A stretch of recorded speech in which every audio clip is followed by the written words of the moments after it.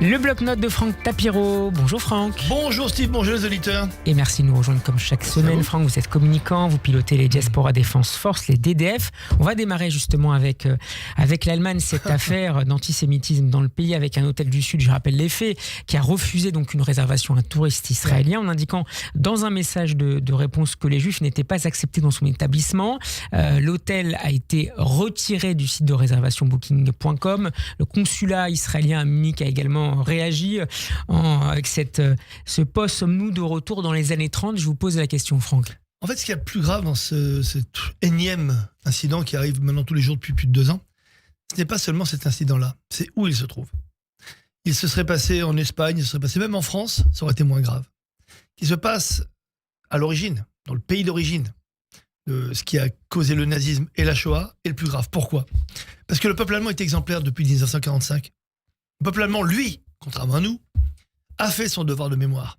Il a enseigné aux générations suivantes, celles de 45, des années 60-80, il a enseigné la Shoah, la montée du nazisme, mais il n'a jamais fui ses responsabilités. Voilà pourquoi on disait en France, heureux comme un juif en France, mais aussi comme en Allemagne. Là, aujourd'hui, c'est un plafond de verre qui a explosé. Est-ce qu'il y a, comme le disent parfois les historiens, Franck, une forme de fatigue mémorielle d'une partie des Allemands vis-à-vis de leur responsabilité dans la Shoah ? Pas du tout, je pense que c'est bien plus grave que cela. D'abord, même si l'Allemagne est exemplaire, elle n'est pas exempte de faits très graves depuis 2 ans, avec une explosion, pas comme en France, mais une explosion par rapport à ce qui s'est passé depuis 80 ans. Il n'y a jamais eu cela auparavant, d'actes antisémites majeurs. Donc ça vient mettre en avant le fait que même en Allemagne, qui pourtant était totalement exempt par son amitié par rapport à Israël, vraiment, son amitié et puis la sécurité qu'elle accordait aux Juifs. Même en Allemagne, on arrive à faire ressurgir ce qui avait disparu depuis les années 30. Donc, ça veut dire quoi ? Ça veut dire que maintenant, l'Europe entière est atteinte. Le rétrovirus, vous savez, ça fait des années que je prépare un livre d'ailleurs là-dessus, le rétrovirus a explosé partout. Il a explosé même dans des pays, même comme la France, faut le dire, qui a quand même été exemplaire pendant des années, qui a toujours été à la pointe du combat contre la haine des Juifs. On oublie souvent ça. Donc la mémoire de la Shoah ne protège plus aujourd'hui. C'est fini. Vous savez pourquoi ? Parce que le palestinisme a réussi une substitution de la Shoah à ce génocide qui n'existe pas. Aujourd'hui, quand on parle de Shoah, ça n'a plus de poids, ou au moins le même poids que ce qui est évoqué comme un génocide contre les Palestiniens, ce qui n'a jamais existé, puisque même Karim Khan, le procureur de la CPI, qui a pourtant condamné les Israéliens et gens du Hamas d'avoir commis un génocide à Gaza, dit qu'il n'y a aucune preuve de génocide. Et il n'y a pas de génocide, et vous verrez qu'il n'y en aura jamais, parce que le génocide, il faut d'abord une intention politique, il n'y en avait pas.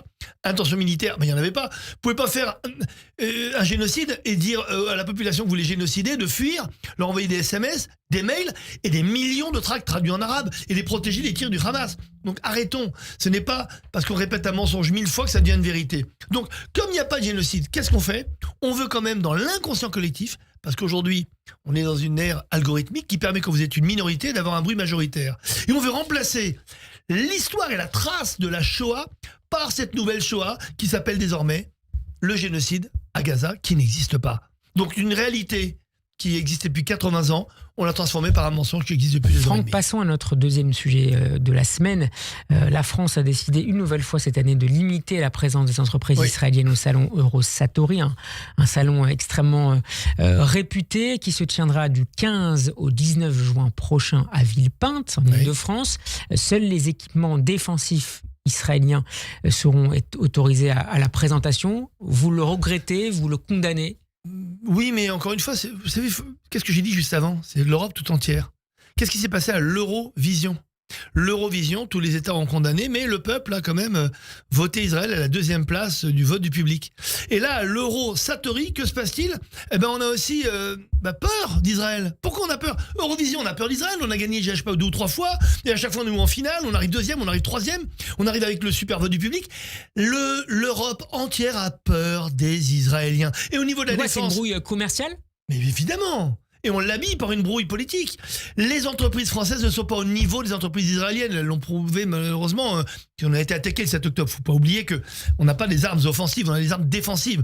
Des armes défensives qui participent à une riposte légitime selon le droit international que nos amis aiment bien invoquer, sauf quand il s'agit d'Israël.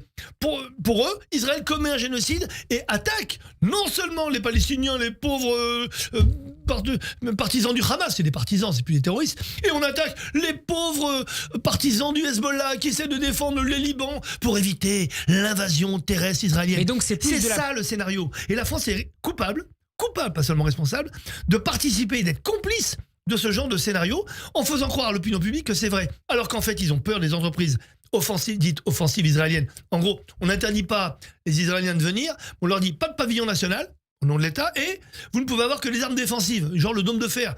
Mais bande d'abrutis, j'ai envie de leur dire, toutes les armes sont défensives puisqu'on en riposte légitime. Donc on n'attaque pas le Liban, on attaque le Hezbollah. Vous voulez dire viser une organisation terroriste?